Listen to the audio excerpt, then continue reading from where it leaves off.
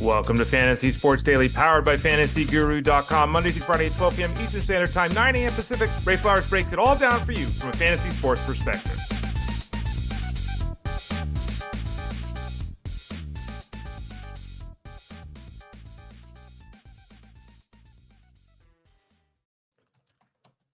Hey there, everyone. Ray Flowers of FantasyGuru.com. You have found Fantasy Sports Daily, powered by FantasyGuru.com. We're ready to rock and roll with you here on a Tuesday, Wednesday, Thursday. What the hell day is today? It is Thursday, the 9th of January. Again, I'm Ray Flowers. You can follow me on Twitter, X, at the Ray Flowers. Lots of other ways, Blue Sky, YouTube, Instagram. Just try at the Ray Flowers. You usually find me there if you do enough searching. I'm here with you Monday, Tuesday, Thursday, Fridays. On Wednesdays, I'm with Jeff Mans on the Elite Sports Show. That is Monday through Friday on SiriusXM Fantasy Sports Radio. Jeff's show is 3 to 6 p.m. Eastern Time. So Wednesdays, I'm there. The other days, I'm here with you. Normally on Thursdays, we visit with Tyler Beaker, but Tyler's got a family. He's traveling for a family thing. So everything's fine. He's not with us this week. He'll return next week. So a little bit different schedule here today. It'll just be me for the next hour or so. You can see there on the screen what we're going to talk about today. A lot of baseball talk to lead things off. Recent player movement. Who is signed? Where have they signed? What does it mean? We see a lot of the arbitration numbers coming out today. Teams have until like 1 o'clock or something today to try to work out contracts with arbitration-eligible players. If they can't, they have to start submitting numbers. So we'll see a lot of those numbers come out. We've started seeing guys like Jake Rogers signing contracts this morning. We'll see a lot more of that today. But this is more of kind of the bigger name players. Where have they moved? What have we seen? Because, we haven't really talked about on this show. Maybe you've been full on into football. You haven't really paid much attention to baseball. We'll go over some of those bigger names today. We'll talk a little bit about the MLB Draft Guide that is available right now. Go click that subscribe tab in the top right corner at FantasyGuru.com. We'll talk some NFL too. We'll talk NFL coaching news. We'll discuss some of the player situations. I profiled 4 guys to discuss for the Super Wildcard round. Jalen Hurts, Zay Flowers, Amari Cooper, Jordan Love. We'll talk about those guys. We'll also talk about a drafters best ball tournament that we have. Yeah, pretty exciting. I don't know if I got the I probably didn't get it up there. I blew it. Let me see if I can get that up. It's very tough to do this solo. I will see if I can get it up solo. Well, you never know. Ray Flowers might be able to pull something off, pull a rabbit out of his hat, as they say. And we'll talk also some NFL playoff rankings that are available live. And then we'll have a pack break because, hey, it's that time of year. Let's get it. Let's get after it. Let's get involved. Let's have some fun. Let's open up a pack of cards. We've been doing it. It's been my Topps 2024 Holiday Mega Box. So we'll open that up.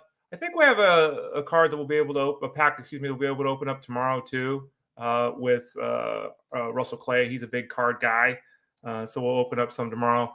Hopefully he'll be able to have some fun with us. And we'll get a good insert. That's the thing. You never know, right? You never know. You're going to get that insert. We talked about it yesterday. I got the Tuesday, We got the Noelve Marte insert card with his jersey. Not exactly super cool. Hey, it's super cool. It's a jersey card. But yeah, it's not exactly the best card we could have gotten out of the set. Anyway, we'll talk more about that. I am efforting. I think I am going to be able to do this as we're talking here. Thank you, Mom and Dad, for giving me the ability to multitask. Maybe I didn't do it as well as I thought, and I was rambling on right there, and everyone could tell. But we'll have that information later to share. Okay, let's talk a little bit. Angela, you want to see the Ellie De La Cruz card? So do I. Let's keep our fingers crossed. Hey, you never know.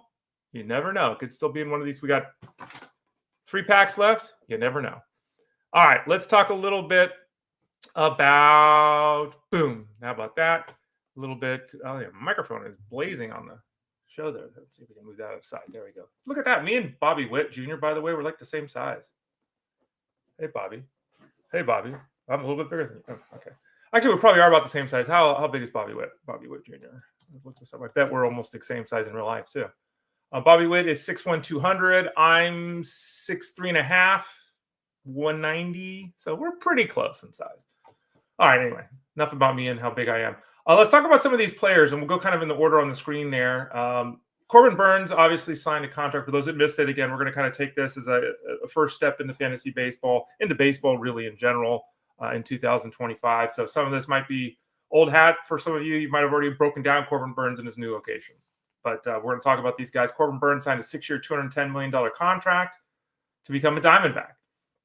Obviously, the Diamondbacks trying to keep up with the Dodgers. Everyone's trying to keep up with the Dodgers.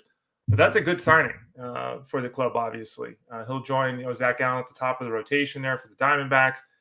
And, Burns is interesting because Burns, I think 4 years in a row, if I'm not mistaken, has seen his strikeout rate go down.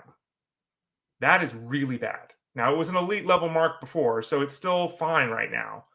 But there's a big difference in the fantasy space and in the real world between striking out 10.5, 11 guys per 9 innings and striking out 8.9 guys per 9 innings, right?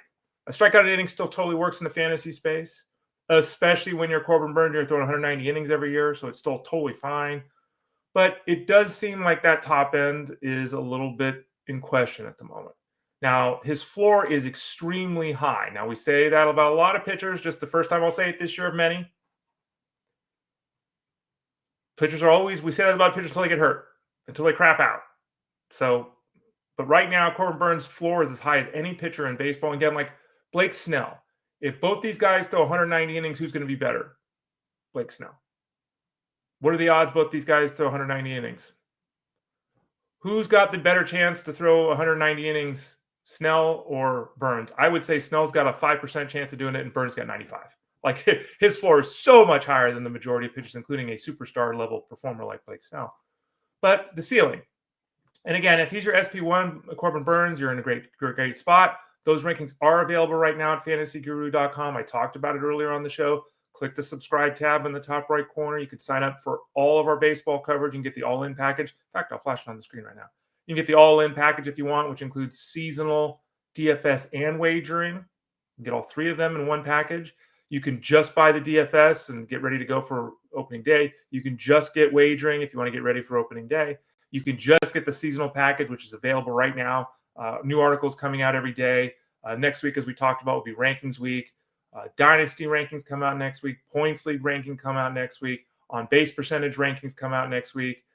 Category rankings category, I'll just say it the right way. Category rankings come out next week. Who are going to be the best performers in home runs and RBIs and ERA? All of that's coming out next week over at fantasyguru.com. Before we finish up on Corbin Burns, I mentioned on the screen, and I'm so used to saying it because I know most of you are, I hope, or at least coming back more than once to see the show. If you're watching live on YouTube or on Facebook, you can leave comments and ask questions live, and we'll address them throughout the show. You've already seen us do that with the comment earlier about Elite De La Cruz. YouTube.com/@ElitePlusNetwork. Facebook.com/FantasyGuruHQ. And you can even try it on Twitter X at Fantasy Guru site. Every once in a while, we get one of those popping up. So you can try that as well. But you can leave those comments and leave your thoughts and analysis as we go throughout the show. So anyway, fantasyguru.com, click that subscribe tab in the top right corner. Okay, back to the regularly scheduled program. So finish off Corbin Burns. Burns changed up his cutter late in the season last year. And I think his last 5 starts, he gained about 5% in his strikeout rate. Not back to his previous levels, but much better. It went from like league average to like 28%, which is a good number. So that'll be fascinating to see. Can he carry over that cutter change that he debuted late in the season that led to a dramatic increase in the strikeout rate? If so, the ceiling's a little bit higher. But again, you draft Corbin Burns for the floor, as we've noted, about as high as any in baseball. Like Chris Sale or Jacob deGrom. Corbin Burns' floor is so much higher than those guys, it's not even funny. The Giants agreed, and this one's weird. Justin Verlander, come on down. Justin Verlander, who's going to the Hall of Fame. Justin Verlander, who is, I think, 32 victories short of 300. Who's in his 40s right now. Who I think is like second or third all-time in terms of earnings in baseball history. Maybe it was just for pitchers. It must be just for pitchers because obviously guys are saying for pitchers. I saw it the other day in passing. He's made like $400 million. Or maybe it was the first or second most earnings of all time because guys like Ohtani have the contract, but they haven't actually earned it yet. Regardless, dude's made $1 gazillion. I just saw it in passing. I didn't actually read it, obviously, as you can tell. Coming to the Giants, which is a weird fit. It's a 1-year, $15 million deal. Giants, great investment. What the hell, right? Fair price. It's 1 year. If it doesn't work, who cares? It's strange, though, for Justin Verlander, and it kind of brings back shades of Randy Johnson when he came to the Giants all those years ago. Verlander last season was struggling to be league average. And it was so bad that it wasn't even part of the postseason rotation, like for the Astros. So, can he turn back the clock to be a viable, usable major league pitcher and fantasy option? Sure. Did the Giants invest anything in it, hoping that? I mean, $15 million is, it's $15 million. None of us on the show will ever earn $15 million in our lifetimes. So it's a lot of money, but relatively speaking, it's only the 1 year. So, okay. Good place to pitch out here in San Francisco. Good environment. I think the Giants are moving in the right direction. Strange because Verlander's never been a West Coast guy. He's never played on the West Coast. I don't think the Giants are necessarily, are the Giants NLCS bound? They got the Dodgers in their own division, right? So it's just weird. But anyway, Verlander will join the Giants. Give it a shot. He's in the rankings over at fantasyguru.com. Let me take a sip here of my tea. But he's not an exciting fantasy option. And right now, really, I look at him and I think streaming option in mixed leagues. Maybe I'm wrong, and maybe he turns back the clock somewhat, and that'd be great for the Giants and for us in fantasy because he's not going to cost much on draft day. But I'm not overly interested in drafting Justin Verlander at the moment. All right. Angelo says, I saw a video of Roque Sasaki by Lance Brodowski, not looking very good, very risky. I haven't seen the video. I know Lance does really good work, very impressive work, actually. But I haven't seen the video, so I can't comment. I know that Sasaki is coming over at a point where he can't land, much like Ohtani did. He can't land that $250 million, $300 million contract like Yamamoto did last year because he just hasn't played long enough overseas. So therefore the rules are different. So basically everyone's available. You have to have a certain amount of signing money for international players, but he could end up on the Padres or something, right? So it's not, the Dodgers are going to pay him $150 million more than everyone else. So Sasaki, again, I'll look for that video, and I haven't done my full breakdown of him. He'll be one of the player profile series, of course, because we'll have to figure that out. But dude throws 100 miles an hour, lost a little bit of velocity last year, so there's a little bit of concern there. Still throwing 98, so let's not get ahead of ourselves here. But he is the international prospect this season in Major League Baseball. I don't have the rankings up for rookies yet. We do have the historical review of rookies posted at fantasyguru.com. It's like a 15-year study where I look at top 20 guys each year at the rookie position or the rookie situation. How have we done in prognosticating their performance? That's available over at fantasyguru.com. Let me tell you quickly, not good. There's also the review of the rookies from last season, from 2024, coming up here in the next couple of weeks. The rookie rankings will come up, as well as my rookie scouting reports. So those are all coming up soon over at fantasyguru.com. Okay. Gavin Lux was traded. This wasn't an actual signing, but it was a trade. So what the hell, let's mention it. He's traded to the Reds for a couple of guys for a competitive balance pick and Mike Sirota. Obviously, Gavin Lux, he was getting squeezed out by Hyesung Kim being signed by the Dodgers to basically play second base. So Lux was going to be a sub on the Dodgers. So the Dodgers sent him to the Reds. The Reds have a great young up-and-coming lineup and offense. We know that. It's a strong park to hit in Cincinnati. Lux has shown moments and flashes of strong work. And in fact, in the second half last season, he had 300. And his on-base percentage was like 390, I think. He had a really good second half. Not saying we should be expecting that level of performance, obviously, for him this season. And he's taken longer than anticipated to find his mark at the major league level. Like, it was anticipated he'd already be established and vying for all-star games by now. It hasn't happened. Still, though, there's plenty of time left. He's only 27. Looks like he's going to have a chance to play most days.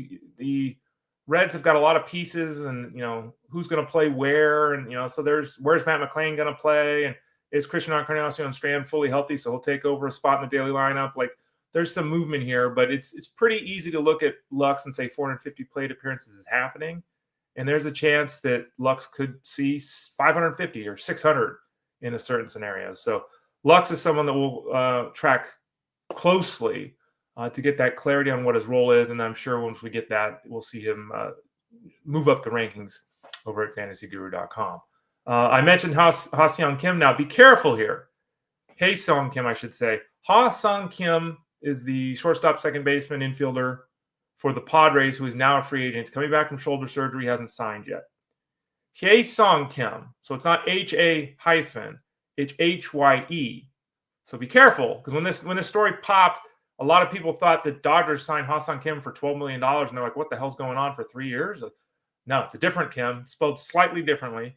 He is most likely going to be the everyday second baseman for the Dodgers. That's the expectation at this point.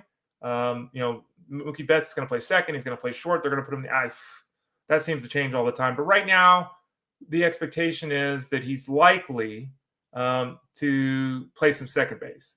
That being said, when he was signed before the Lux deal, right? So is he 100% the second baseman? I kind of think he's going to play every day. Play second base for the Dodgers.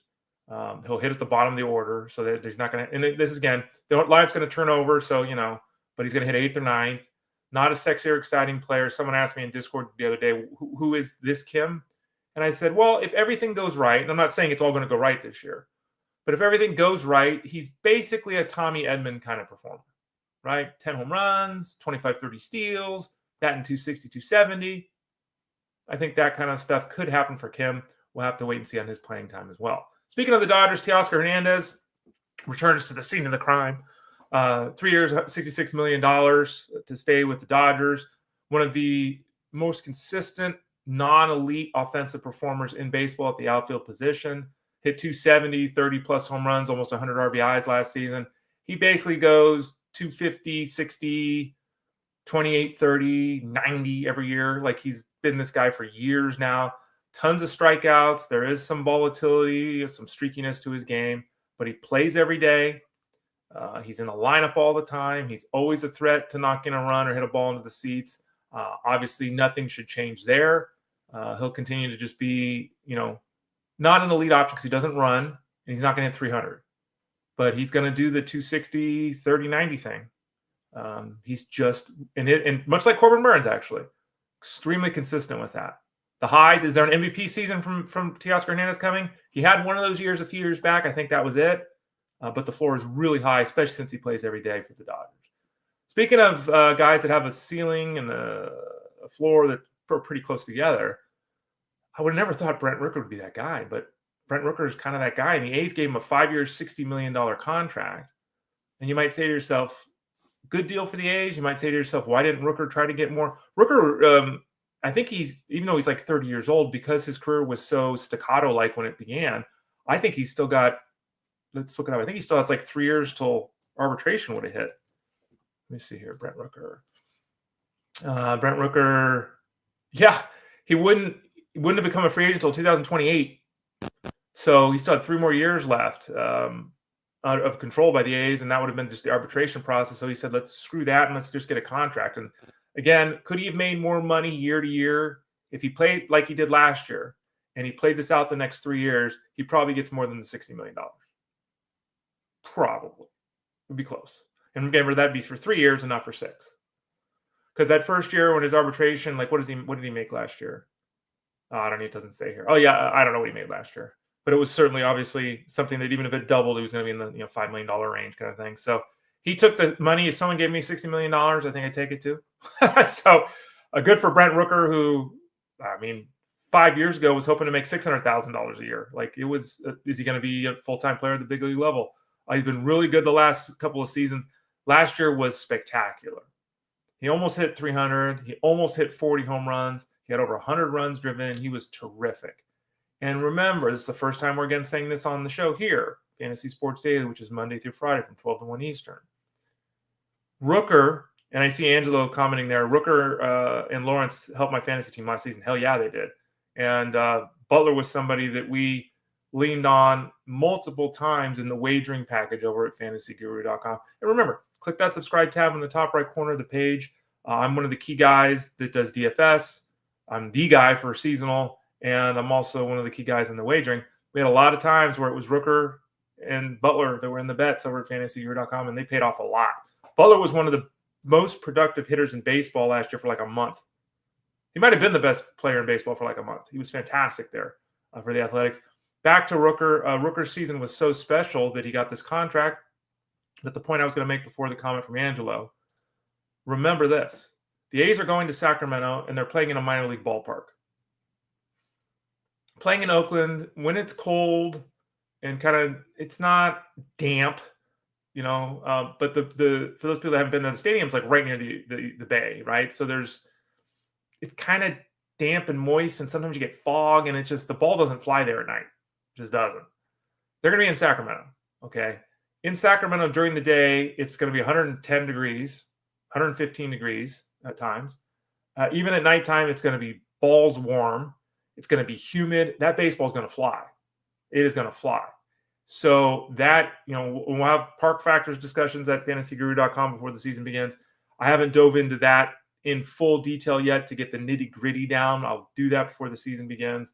But this, on the surface, certainly seems like a significant increase in terms of offensive environment for athletics batters this season compared to last season. And if that's the case, Brent Rooker hit 40 home runs this year? Maybe. The Yankees signed Paul Goldschmidt to a one-year, $12.5 million deal. This is kind of the offensive version of the pitching version being Justin Verlander. Goldschmidt, a guy that is still capable, but not the player he once was. Obviously, going to Yankee Stadium is not going to hurt him offensively. That's a good place to hit, number one. Number two, getting a chance to be in the lineup where he doesn't have to be the guy. He's just one of the guys. That can't hurt him either. I don't know if a guy that's 37 years old or whatever the hell he is, who's MVP level performer, is going to feel pressure. I don't know that. I don't know. A lot of people in New York, St. Louis is not New York by any stretch of the imagination, but there's a lot of press and pressure to be successful in baseball in St. Louis. So I don't know how much New York, whatever, but I know that he's not going to have to be the star of the team, and that's a good thing because Paul Goldschmidt, he's not capable of being the star of the team anymore. Is he a usable piece in fantasy? Yeah. He can still hit 25 home runs. He can still 10 bases. Batting average ain't going to hurt you. Last season was a mess.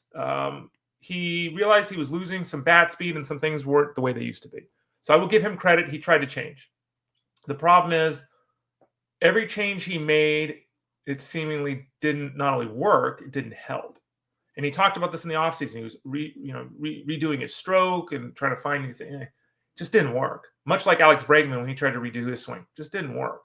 And that's the balancing act that so many of these guys deal with, because we hear about all these guys that go to drive line and they throw 3 miles an hour harder, or they redid their swing and they feel great about it and they show up at game action, it doesn't work. When you've been, as a former player, when you've been swinging one way for 10, 15, 20, 30 years, to just say, all right, in 3 months in the offseason, I'm going to change that. It's so hard to do. You have such think about it. For 20 years, you've been swinging the same way. And you think in 3 months, you're going to train out 20 years of where your hand is or your elbow is or your so hard. And even if you've got it on day one, here we are, it's June. I've played 90% of the game, starting to get hot. I'm a little tired. My elbow used to be here. Now it starts dropping down into my old spot where it's been the last 20 years. It's just really hard. And it didn't work for Goldschmidt. I wish him the best this year. I still think, again, he can be a capable player, but his days of starring, those are obviously in the rearview mirror. Jock Pederson signed a 2-year contract for $37 million to be with the Rangers. Jock Pederson, who was on my championship-winning Tout Wars team last year, that was an on-base percentage league, will go to Texas. He'll figure to basically have the same role he did last year for the Diamondbacks, which is he's playing every day against right-handed pitching. He'll see probably a little time against lefties, but really it's his work against righties that's going to stand out. He'll hit 20-plus home runs. He'll have a 350-plus on-base percentage, and we'll see how much better than that he can be. And he was actually a little bit better than that last year. Last year was a great season for him. Could he replicate that? Yes, he could. Good place to hit. Really good place to hit in Texas. Seager, Wyatt Langford, Adolis Garcia, a good nucleus of guys around him. Everyone knows who and what Pederson is. He signed for his skills and what he brings to a team. $37 million for 2 years is a pretty hefty investment. So the Rangers are definitely going to play him every time he's healthy, right, against those righties and against some lefties. So he'll have to be managed. If you're in a league that sets your lineup once a week, he's a little tough because there will be certainly, if against tough lefties, he's not playing. And you wouldn't want him in your lineup even if he was. But for those of you that can move your lineup on a daily basis, Jock Pederson, good to go. Josh Bell signed a 1-year, $6 million deal with the Nationals. The Nationals also signed Nathaniel Lowe. the expectation is Nathaniel Lowe will be their first baseman, and he plays every day. So what does that leave Josh Bell? That leaves Josh Bell to be the DH. So this is more about other guys in the Nationals not really getting the opportunity to play. In an ideal world, the Nationals probably, play him until the trade deadline and then trade him for something prospect-wise. So there's always that chance that Bell, who could drive in 55 runs in the first half of the season, hit 14 home runs and make the All-Star team, could then in the second half of the season be more of a part-time player. Because is he going to stay with the Nationals? Is he going to get traded? Is he going to play every day if he gets traded? So that is something. But Josh Bell will probably hit 260. He'll probably hit 18 home runs and drive in 78 runs, right? We kind of know what he is. There's no ceiling with Josh Bell, but there's always a streak every year, it seems like, where 3-4 weeks he's dynamic.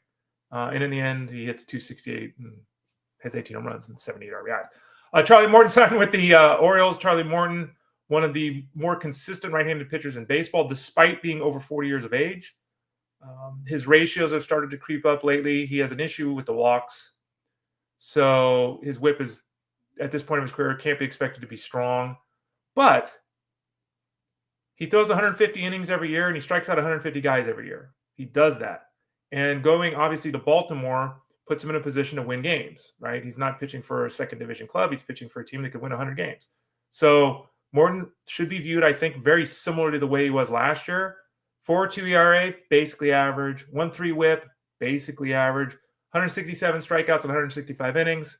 I think it's fair to expect a repetition, if nothing else, of those numbers from Morton in 2025. Michael Lorenzen signed a $7 million deal to go to the Royals.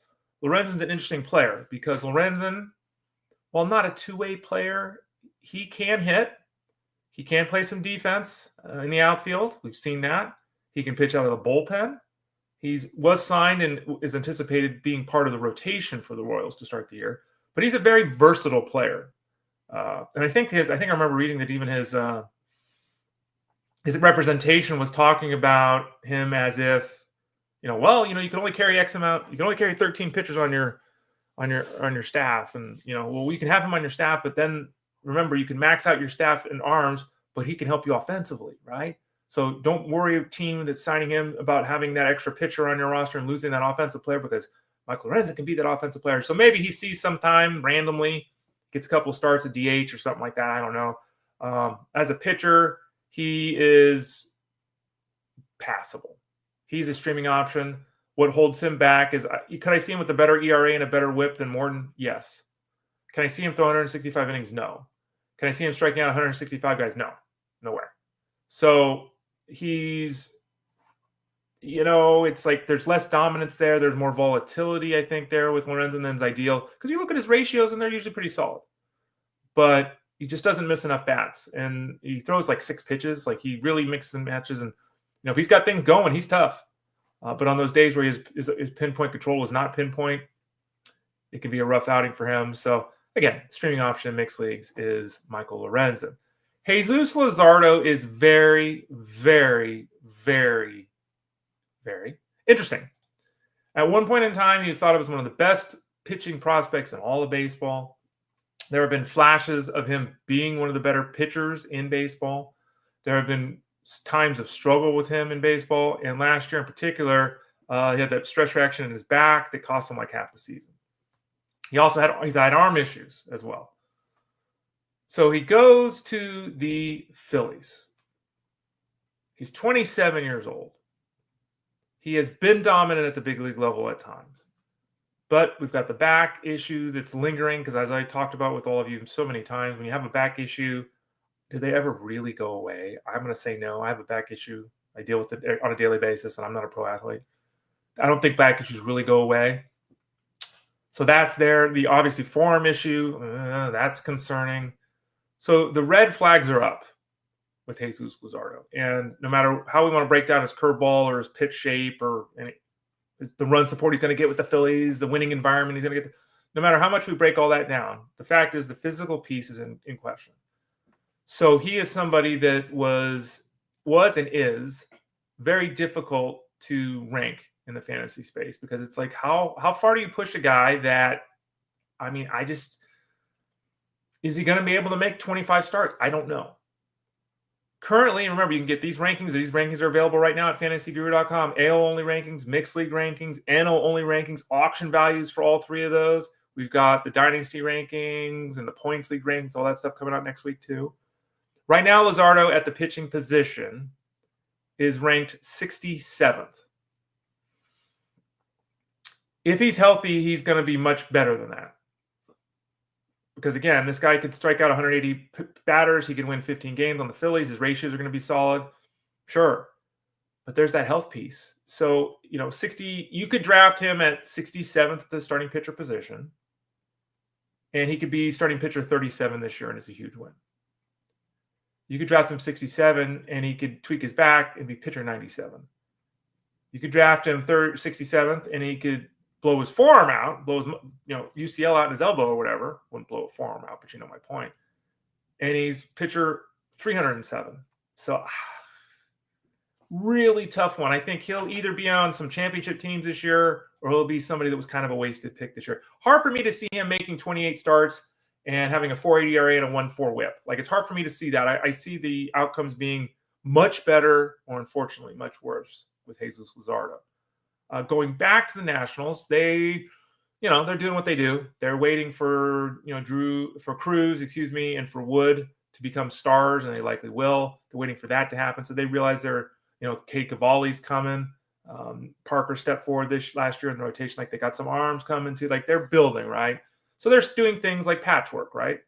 They bring in Josh Bell. They bring in Nathaniel Lowe. Good signings. They'll help the team stay afloat, that kind of thing. Trevor Williams kind of the same guy. Now, Trevor Williams, kind of like the guy we were just talking about, Jesus Luzardo, missed about half the season last year. He had a flexor tendon issue. Now, this is more directly concerning, I think, than Luzardo, because the flexor tendon, UCL. The Nationals signed him 2 years, $14 million. Fine signing for the Nationals. He was actually quite effective last year. He had like 6-1 last year with a 2 ERA. Was Trevor Williams. There are health concerns with Trevor Williams. There certainly are performance concerns with Trevor Williams. Trevor Williams is not. Don't draft Trevor Williams. And AL only league. Don't draft him there because he's in the NL. An AL only league. $1 at the last 20th round pick. Fine. I'm not bullish on performance or health for Trevor Williams. Chris Martin is interesting because he signed a deal with the Rangers for $5.5 million. Now, he's an old guy. He's almost 40 years old. He's 38, I think. But he's been really effective of late. Last year was really good. The Rangers do have an unsettled bullpen at the moment. They don't have a quote-unquote closer. Is Chris Martin look at that guy right now? I'm going to say no. Could Chris Martin end up leading the Rangers in saves? He could. I think it's more likely he's in that, 1-1 whip, 9 save kind of range, which in an AL-only league is tremendously valuable. In a mixed league, depending upon your setup and how your league operates, he could be usable there too. Because I think his ratios will be good. He'll give you a strikeout an inning. If he's healthy, he'll pitch a fair amount of games, gives him some chances to vulture some wins, and he will get some saves. And again, it could be 5 to 8, but could he get 15? Yeah, certainly possible with that bullpen they've got right now with the Rangers. So there we go. That's kind of our review for baseball today. Remember, the draft guide's available at fantasyguru.com. Click that subscribe tab in the top right corner of the page. If I'm not mistaken, I believe that the gift cards are still available. So if you want to get a gift card at fantasyguru.com, you can do that. Let me see. Do I get the gift card? No, I don't have the gift card. The gift card, let's see. Do I have the gift? I think I have the gift cards here. So yeah, there we go. I still have the gift cards. We can pop that up on the screen. I think they're still available. And I think when you buy them, you still get the discount, meaning that if you put, let me pull this up to verify. I think it's if you put 50, you get 65. If you put 25 in, you get 35. So we give you $10 free.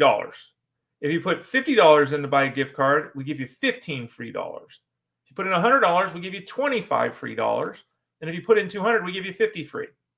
So right now, get the gift card, fantasyguru.com/product/gift-card. So you type that into your browser, fantasyguru.com/product/gift-card. Sign up, get that, gift card. You don't have to give it away. You can be selfish and keep it for yourself. Get a $50 gift card. We'll give you $65. Boom. There you go. You get free money from us. So you can do that right now. Help you pay for any of the products at fantasyguru.com.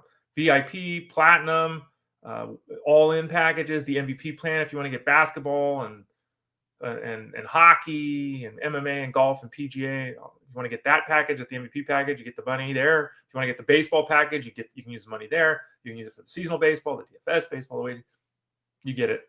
So hit that gift card up at fantasyguru.com/gift. So excuse me, fantasyguru.com/product/gift-card. Okay, back to our regularly scheduled program. Here's our regularly scheduled program. Let's talk a little bit NFL news before we talk some NFL playoff football, which I know a lot of people are interested in. First off, we have a lot of coaching news, and I'm going to ask this honestly. Do you care about this? Because to me, what do I care if the Bears are interviewing 9 people? I loved it the other day. The Jets announced on Twitter, X, they announced that we interviewed Rex Ryan. Why aren't who cares?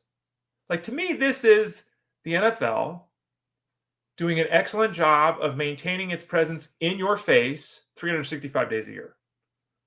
And in this case, who cares? What does it matter who your team is interviewing or not? All that's going to happen is it makes you pissed off that they didn't sign the guy you want, or theoretically it makes you happy because they talked you into the guy they signed being the right guy.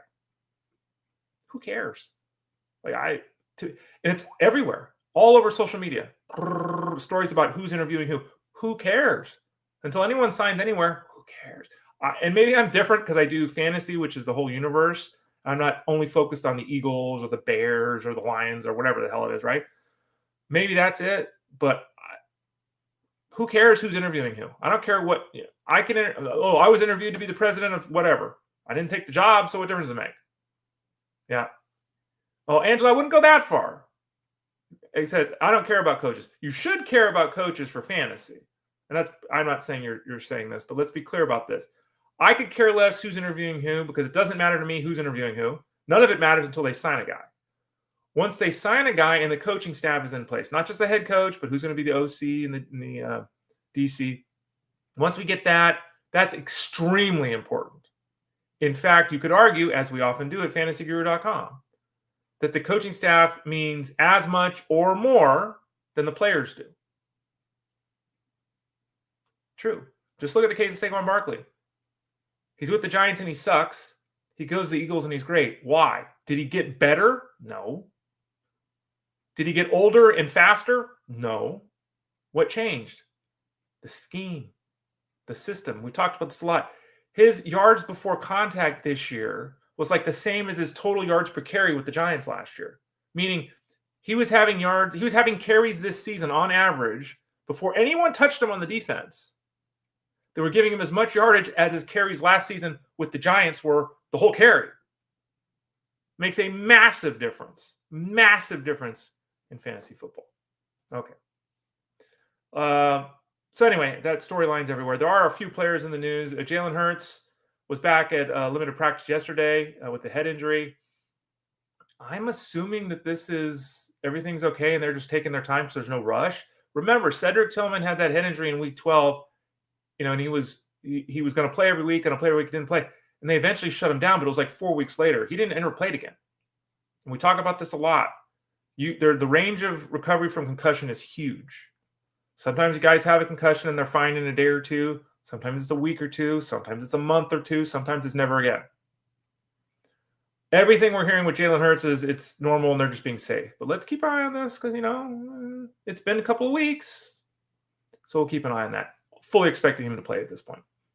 Right now, Zay Jones, according to Ian Rappaport, who hurt his knee, Zay Flowers, excuse me, I said Zay Jones. Zay Flowers, according to Ian Rappaport, is a long shot to play through that knee injury against the Steelers this weekend. This is disappointing. Obviously, we were talking about this on the Elite Sports Show yesterday with Jeff. I think the Ravens had 18 touchdowns at the tight end spot. So the lead pass catcher on the Titans isn't the wide receiver. It's actually the tight end. Zay Flowers is a huge part. He's the leading receiver, obviously, for the Ravens. Rashad Bateman gets a little more exciting, though Bateman's been beat up physically, and he obviously fills a completely different role stylistically to Zay Flowers. So This could impact the overall volume a little bit for the Ravens, though the Ravens aren't ever expected to throw the ball 40 times anyway. They certainly shouldn't be expected to do that against the Steelers. But Dave Flowers is likely not to play this week, so that's something to think about. Amari Cooper returned to practice yesterday. He was away for a personal reason with the Bills. I don't know what's going on with Amari Cooper. I don't know if anyone knows, but something's going on. He went to the Bills, slow played him into the lineup. When he was in the lineup, he was playing a third of the snaps, like half the snaps if he was lucky. He wasn't on the field. He was away from the team dealing with a personal matter. Like, I don't know what's going on here. This is really strange. His season that looked so hopeful when he was traded to the Bills after his early season struggles.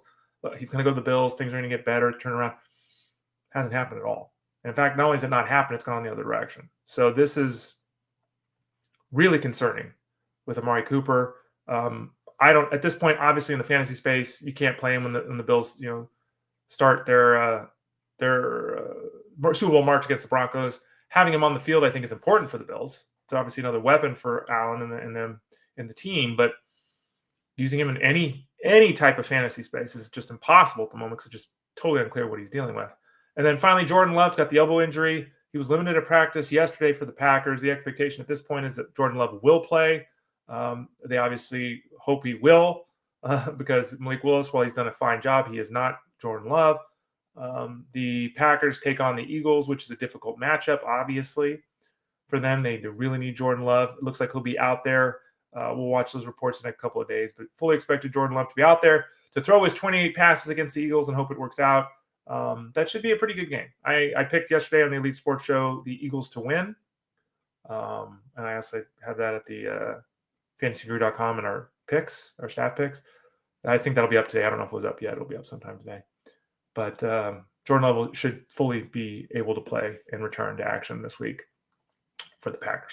Okay, I mentioned, and you can see that on the screen, Drafters Best Ball. Drafters.com has a best ball league. Let's throw it on the screen right now. Let me make it a little more visible for y'all. Boom. This is the graphic I was creating when the show began.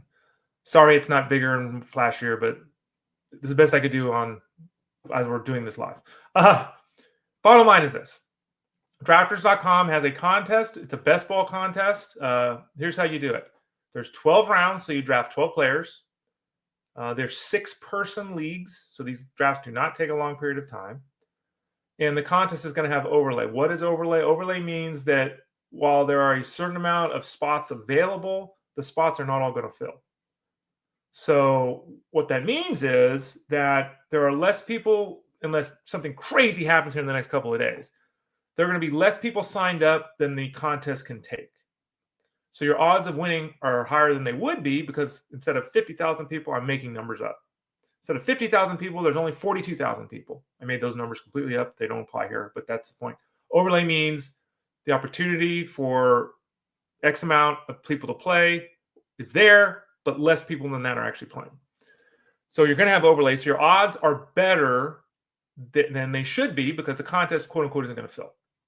So remember, again, it's a best ball draft with drafters.com. It's 12 rounds. There's 6 teams around. You put the team together. If you use the promo code MANS, M-A-N-S, and if you've already signed up at Drafters, I don't think this works. In fact, I know it doesn't work. Okay, if you've never signed up at Drafters.com, I know it 100% will work. We are talking to Drafters about potentially getting a secondary boost for people that have joined previously, so maybe. But right now, for sure, if you've never used Drafters.com, sign up at Drafters.com, use the promo code MANS, M-A-N-S, okay? It's a first-time deposit bonus, and I think it's up to $100, if I'm not mistaken, meaning that you can invest up to $100 and they match it. I think that's what it is. But as you can see there on the screen, it costs $20 to enter. There are $300,000 in total prizes. Your $20 can give you $50,000 because the winning prize is $50,000. Think about that. You know, you're going to play the lottery? You're going to buy a lottery ticket? Maybe. You're going to play a game of skill like fantasy. Put $20 in and get a chance to win at 50. The top 2,792 people get paid. So again, it's fun. It's exciting. You can use a discount code, promo code MANS. Get signed up. $300,000 in prizes you have availability, or access to $50,000 grand prize. There's overlay in the contest. Check it out at drafters.com. Separately, just to say it on this show, we had a one-and-done playoff league that was free to sign up for. That league is full. So sorry if you didn't get in. I think we had space for 1,000 people. And in 2 days, it was full. Maybe it was a day and a half. So that league is done. So if you were looking to sign up with us at fantasyguru.com for a free league, just to be in a one-and-done scenario, you missed it if you didn't get in. If you did get in to the league, look forward to competing against you the rest of the way. It'll be a lot of fun choosing those lineups every week. I think the link for that actually goes out later today or early tomorrow. So you'll be able to sign up through my fantasy league and get going if you're in the one-man's league. But this one, again, is totally different here. Drafters.com. Use that promo code MANS for your chance to win $50,000. Okay. Well, I don't know why my camera keeps doing this. It's so weird. So as you can tell there behind me, obviously, is the green screen. And so when I open up the actual camera, it shrinks it. So I open up the camera controls, it shrinks it. But if the camera control isn't on the screen, it somehow, I don't know what's going on. This is new. I mean, I have the exact same setup, the exact same system, and this has only been happening the last month and a half. So obviously there must be some change that was made by our provider that's interacting with my tools differently. But at least there's nothing bad behind me. Interestingly enough, behind me, and for those of you that remember, there's videos out there of me. I have a bookshelf behind me. It's got trophies on it and helmets and, the traditional thing you see for fantasy folks. Some people have bobbleheads and Funko this and mini helmets that. I have that stuff behind me too. But I use the blue screen and like to make it fancy. And actually, it's a green screen, blue screen, either one. Mine's a green screen. It actually works pretty well. Like there's a little, you get a movement, there's a little, but it's actually pretty good, right? Like it looks pretty good. So anyway, I don't know why it does that. NFL playoff rankings are live right now at fantasyguru.com. So we have drafters rankings. Tyler Beaker did those. Wasn't here today because he was writing up that article on the rankings. So if you remember at fantasyguru.com, you still could be for any sport. Click that subscribe tab in the top right corner. If you want to get signed up for football the rest of the way, send a note to support at fantasyguru.com.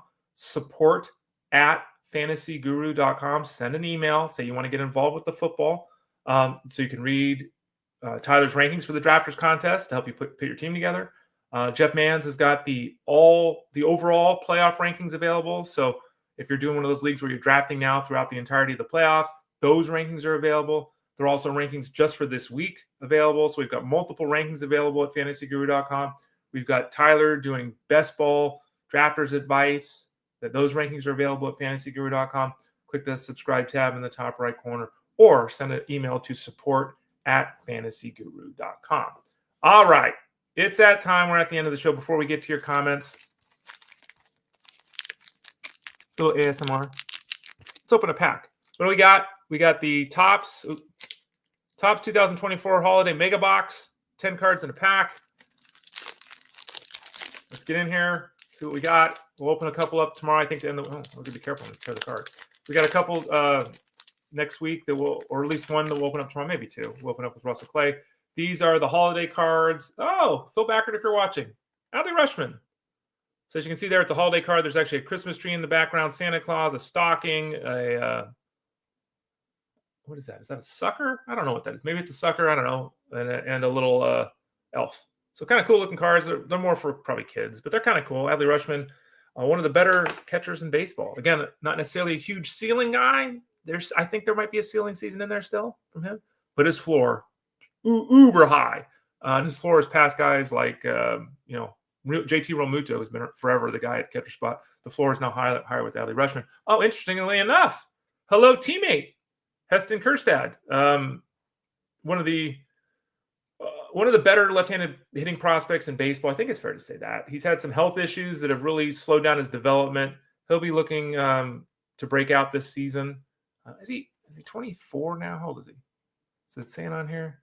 To be 25, it looks like, in February. Health issues have taken him, knocked him off. But last season, he started finding his groove again. Slade Ciccone, cool name, cool card, not any fantasy value. Zach Nito. Look at Zach Nito here. Zach Nito last year, 2030. Zach Nito? Really? Maybe we'll do a player profile on Zach Nito. That's probably a good idea. Let me make a note. That's probably a really good idea. He should be one of the guys on the list. Can he repeat that breakout season last year? Everyone thought he'd be good as a rookie. Year 2 was great. Can he repeat that? Speaking of great, the number 1 closer in fantasy, Emmanuel Clase, just racks up 40 saves year after year. Here's the guy. Now, did you listen to the Elite Sports Show yesterday? If you didn't, you can catch it on demand. Sirius XM Fantasy Sports Radio, Monday through Friday from 3 to 6 Eastern Time. Yesterday, we did our breakout players for 2025. This guy was on my list.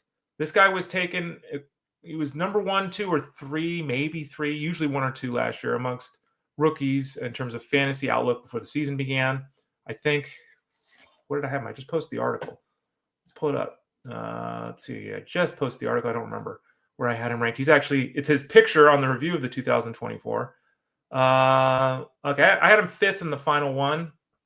I had Yamamoto, Churio, Noelvi Marte, who we got. Remember, I talked about this yesterday. It was yesterday. Noelvi Marte was the card we got, the jersey card in this box. 3rd last year. Evan Carter was 4th, and Wyatt Langford was 5th. Wyatt Langford was being drafted inside the top 5 rounds by the end of draft season. Like, he shot through the stratosphere. In the end, he almost, in 15-15, had a good season. It was really slow to start the year. He was wildly overdrafted. In the end, his rookie season was really good. Did it match expectations? Not even close. But this year, he's on my breakout player list, and he should be on yours. Wyatt Langford. Wyatt Langford, I don't know if he becomes a star this year. But I would anticipate him going 2020 this season. Let's say 2020, 80-80. I think he does that this year with the potential for more. Remember, we were talking about the Rangers earlier. They added Jake Berger, too. That could be a hell of an offense there with the Rangers. Bo Bichette, next up. Cool-looking card, Bo Bichette. What happened to Bo Bichette? His career is at a crossroads at 27 years old, or however the hell he is. Last year was a mess. He performed like a terrible player.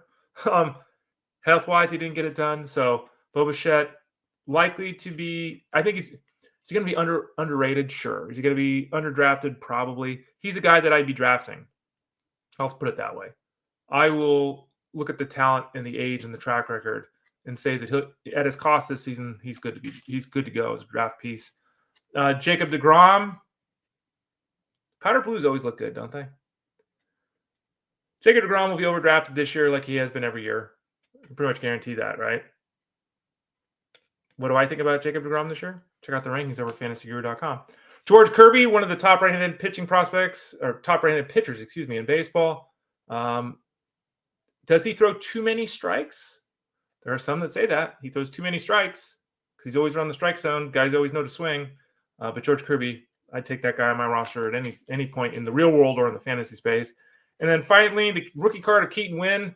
Last year struggled with some health. The Giants, they just, as we mentioned earlier today, signed Justin Verlander. They're hoping that Robbie Ray takes that next step for them this year. Keaton Winn, he's somebody that we'll be talking about at some point this year in 2025. A nice talent.